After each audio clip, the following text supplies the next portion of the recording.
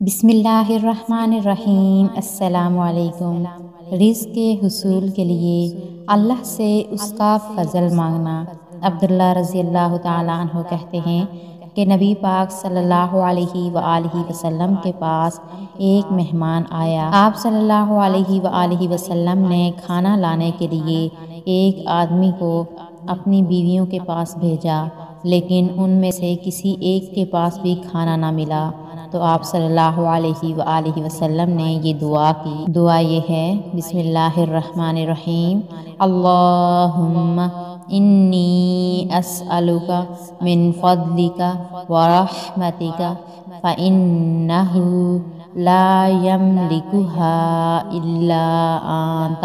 اے اللہ، میں تجھ سے تیرے فضل اور تیری رحمت کا سوال کرتا ہوں، بے شک تیرے سوا کوئی اور مالک نہیں ہے۔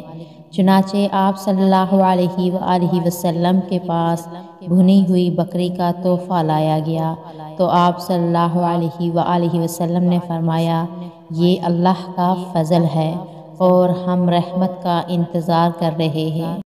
زندگی ہنسی خوشی گزارنا چاہتے ہیں تو اس دعا کو لازمی پڑھیں۔ حضرت عمر رضی اللہ تعالیٰ عنہ سے روایت ہے کہ رسول اللہ صلی اللہ علیہ وآلہ وسلم نے ارشاد فرمایا، جو شخص کسی مصیبت زدہ کو دیکھ کر یہ دعا پڑھ لے: الحمدللہ الذی عافانی مما ابتلاک بہ وفضلنی علی کثیر ممن خلق تفضیلا، تو اس دعا کا پڑھنے والا اس پریشانی سے زندگی بھر محفوظ رہے گا، خواہ وہ پریشانی کیسی ہی ہو۔ سبحان اللہ۔ اللہ پاک ہم سب کو عمل کرنے والا بنا دے، آمین۔